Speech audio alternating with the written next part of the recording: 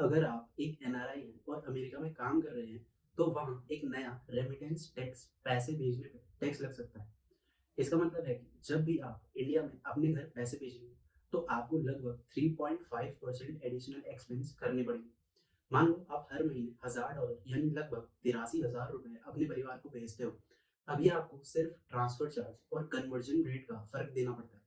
लेकिन अगर ये 2.5% रेमिटेंस टैक्स लग गया, तो हर बार आपको $25 यानी लगभग 2900 रुपए अलग से टैक्स के रूप में देने होंगे। मतलब आपके परिवार तक पूरे $1000 नहीं पहुंचेंगे, या फिर आपको $1035 भेजने होंगे ताकि $1000 साफ साफ उनके पास पहुंच सके। तो सवाल ये है कि आखिर ये हो क्या रहा है। अमेरिका में एक नया बिल आया है जिसका नाम वन बिग ब्यूटीफुल बिल। इस बिल के तहत जो भी नॉन यूएस सिटीजन अमेरिका से किसी और देश में पैसे भेजेगा, उस पे 2.5% का रेमिटेंस टैक्स लगेगा। ये बिल पहले ही हाउस ऑफ रिप्रेजेंटेटिव से पास हो चुका है, और इसका सीधा असर आप जैसे एनआरआईज पर पड़ेगा जो हर महीने अपने घर पैसे भेजते हैं। फर्स्ट पॉइंट, अमेरिका में वन बिग ब्यूटीफुल बिल नाम का नया बिल पेश हुआ है। इस बिल के अकॉर्डिंग अगर कोई नॉन यूएस सिटीजन किसी और कंट्री में पैसे भेजेगा, तो उस पे 2.5% का टैक्स लगेगा। पहले इसे 3.5% रखा गया था। स्टार्टिंग में 3.5% की जगह सेनेट ने अमेंडमेंट करते हुए इसे 1% कम कर दिया। ये एनआरआई कम्युनिटी के लिए एक बड़ी राहत है। वोटिंग 1 जुलाई 2025 को हुई, सेनेट ने बिल पास किया। देन फिर इसे वापस हाउस में भेजा गया, जहां इसे फिर से मंजूरी के लिए पेश किया गया। 3 जुलाई 2025 को हाउस ने सीनेट द्वारा अमेंडेड बिल को दोबारा मंजूरी दी। ये वोट 218 में से 214 से पास हुआ। इसके बाद क्या हुआ, हाउस की इस मंजूरी के बाद बिल राष्ट्रपति के पास भेजा गया और 4 जुलाई 2025 को इसे पब्लिक लॉ नंबर 119 में ट्रांसफॉर्म कर दिया गया। अब ये बिल 1 जनवरी 2026 से 1% कटौती के साथ लागू होगा। यानी पहले सरकार ने टैक्स रेट 3.5% किए थे, बट बाद में 1% से घटाकर 2.5% कर दिए। मान लीजिए आप एक इंडियन है जो यूएस में काम करते हैं और हर महीने अपने घर इंडिया में 1 लाख रुपए भेजते हैं। अभी 1 लाख पूरा आपके घर पहुंचता है। बिल पास होने के बाद 2.5% टैक्स कट जाएगा, यानी 2500 रुपए टैक्स कटेंगे और आपके परिवार को सिर्फ 96,000 रुपए मिलेंगे। अब सोचिए, ये सिर्फ कोई कानूनी कागज पर लिखा हुआ बदलाव नहीं है, बल्कि आपकी जेब से सीधे जुड़ा हुआ असर है। एक इंडियन वर्कर जो अमेरिका में काम करता है और हर महीने अपने परिवार को पैसा भेजता है, उसके लिए ये टैक्स कितना बड़ा फर्क डाल सकता है, एक एग्जांपल से समझते हैं। Second point, US citizens are exempt. इसका मतलब है कि अमेरिकी नागरिकों को ये नया 2.5% टैक्स नहीं देना होगा। लेकिन जो लोग यूएस सिटीजन नहीं है, जैसे green card holder, H1B visa पर काम करने वाले या यहाँ पढ़ने वाले स्टूडेंट्स, उन्हें अगर वे अमेरिका से इंडिया या किसी भी दूसरे देश पैसे भेजते हैं, तो उस पर टैक्स देना होगा। मान लो राहुल इंडिया से अमेरिका गया और वहाँ H1B वीजा पर सॉफ्टवेयर इंजीनियर की नौकरी कर रहा है।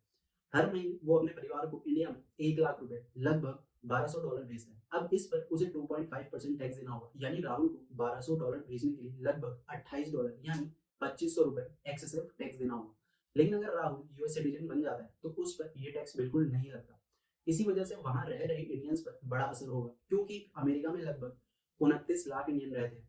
लेकिन सोचने वाली बात यह है कि आखिर अमेरिका ने ऐसा टैक्स लगाया ही क्यों। थर्ड पॉइंट, क्योंकि अमेरिका इस टैक्स के माध्यम से डॉलर का बाहर जाना यानी उसका आउटफ्लो कम करना चाहता है। यूएस ये चाहता है कि लोग अपने ही देश में ज्यादा पैसा खर्च करें और सरकार के लिए एक नया टैक्स कलेक्शन का रास्ता बन सके। मान लीजिए आप अमेरिका में रहते हैं और वहां से दूसरी कंट्रीज ट्रैवल करने जाते हैं। जब आप दूसरी कंट्रीज में शॉपिंग या खर्च करेंगे, तो आपके डॉलर बाहर के देशों में चले जाएंगे। अब अगर सरकार ऐसे खर्चों पर टैक्स लगा देती है, तो दो फायदे होंगे। पहला, लोग सोचेंगे विदेश में खर्च करने से टैक्स देना पड़ेगा, तो बेहतर है अपने ही देश में पैसा खर्च कर लिया जाए, इससे डॉलर बाहर नहीं जाएगा। दूसरा फायदा सरकार के लिए, जो लोग फिर भी विदेश में खर्च करेंगे, उनसे सरकार को टैक्स का पैसा मिलेगा, यानी सरकार का नया सोर्स ऑफ इनकम जनरेट होगा। मान लीजिए आप अमेरिका से यूरोप घूमने गए और $1000 खर्च किए। अगर सरकार ने 20% टैक्स लगाया है, तो अब आपको $1200 खर्च करने पड़ेंगे। कुछ लोग सोचेंगे इतना टैक्स मैं क्यों दूं, चलो अमेरिका में छुट्टियां मनाते हैं। और जो लोग फिर भी यूरोप जाएंगे, उनके दिए टैक्स से सरकार की कमाई बढ़ जाएगी। यानी ये टैक्स डॉलर बचाने, लोगों को डोमेस्टिक खर्च करने की तरफ मोड़ने और सरकार को नई कमाई देने, तीनों का काम करता है। लेकिन इसका असर उन देशों पर भी पड़ सकता है जहां अमेरिकी डॉलर सबसे ज्यादा भेजे जाते हैं, और इसमें सबसे बड़ा नाम आता है इंडिया का। फोर्थ पॉइंट, अमेरिका इंडिया के लिए सबसे बड़ा रेमिटेंस पैसे भेजने का सोर्स है। 2023-24 में इंडिया को जितना पैसा फॉरेन कंट्रीज द्वारा भेजा गया है, उसका करीब 27% यानी लगभग $32 अरब सिर्फ अमेरिका से आया। अगर अमेरिका या इंडिया कोई ऐसा टैक्स लगाता है जिससे पैसे भेजने पर ज्यादा खर्च आए, तो उसका असर सीधा इंडिया पे होगा। कैसे पड़ेगा असर? एनआरआईज जो यूएस में रहते हैं वो अपने घर वालों को एनआरई अकाउंट यानी नॉन रेसिडेंस एक्सटर्नल अकाउंट में पैसे भेजते हैं। यही पैसे अक्सर इंडिया में घर खरीदने, जमीन जायदाद में इन्वेस्ट करने या शेयर मार्केट में लगाने के भी काम आते हैं। राहुल हर साल अपने परिवार को $20,000 यानी लगभग 16.5 लाख रुपए भेजता है यूएस से। अगर टैक्स का चार्ज बढ़ गया तो अब उसी पैसे को भेजने पे उसे पहले $500 से $1,000 यानी 40 से 80,000 रुपए देने होंगे टैक्स के रूप में। इसका मतलब राहुल या तो कम से कम पैसे भेजेगा या फिर इन्वेस्टमेंट कम करेगा।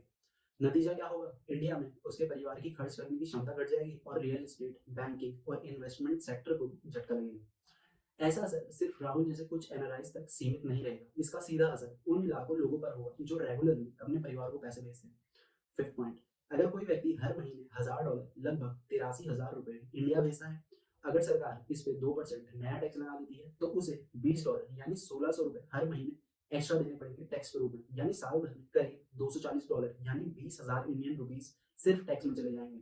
जो लोग नौकरी के लिए अमेरिका शिफ्ट होते हैं वो कंपनियों से सैलरी निगोशिएशन करते टाइम ये कह सकते हैं कि मुझे इतना एक्स्ट्रा चाहिए क्योंकि मुझे परिवार को पैसे भेजने में अब नया टैक्स देना पड़ेगा।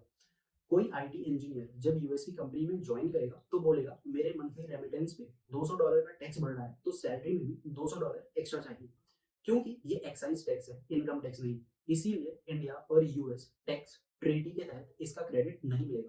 मतलब ये अमाउंट आपकी जेब से सीधा चला जाएगा, किसी भी तरह एडजस्ट या सेव नहीं होगा। अगर आपने $500 टैक्स दिया है रेमिटेंस पे तो ये आपकी इनकम टैक्स कैलकुलेशन में एडजस्ट नहीं होगा, ये प्योर एक्स्ट्रा खर्च है। यानी सीधी सी बात है, ये टैक्स आपकी जेब से एक्स्ट्रा खर्च निकलवाएगा और किसी भी तरह एडजस्ट नहीं होगा। अब सवाल सिर्फ फैमिली रेमिटेंस तक सीमित नहीं है, यूएस में इन्वेस्टमेंट करने वाले इंडियंस पर भी इसका असर पड़ सकता है। अगर आपने यूएस स्टॉक्स या ईएसओपीज में पैसा लगाया है और बाद में उसे बेचकर इंडिया भेजते हैं तो उस पर भी 2.5% तक का नया टैक्स लग सकता है। 6 पॉइंट, अगर कोई इंडियन यूएस मार्केट में इन्वेस्ट करता है जैसे यूएस स्टॉक्स, म्यूचुअल फंड्स या ईएसओपीज और बाद में उन्हें सेल करके पैसे इंडिया भेजता है तो उस पैसे पे 2.5% टैक्स लग सकता है। प्रॉब्लम कहाँ है? ये टैक्स अलग से लगेगा और जरूरी नहीं कि इसे इंडिया में कैपिटल गेन टैक्स से एडजस्ट किया जा सके, यानी आपको डबल बोझ पड़ सकता है। मान लीजिए आपने अमेरिका की किसी कंपनी का शेयर खरीदा और उस पे 10 लाख का प्रॉफिट हो।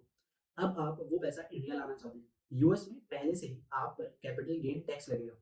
अब जब आप वो पैसा इंडिया भेजेंगे तो 2.5% टैक्स और देना पड़ेगा, यानी 10 लाख भेजने पर 35,000 का टैक्स पड़ सकता है। इससे आपके असली प्रॉफिट पे असर पड़ेगा, क्योंकि ये टैक्स अभी तक साफ नहीं है कि इंडिया के कैपिटल गेन टैक्स से एडजस्ट होगा या नहीं।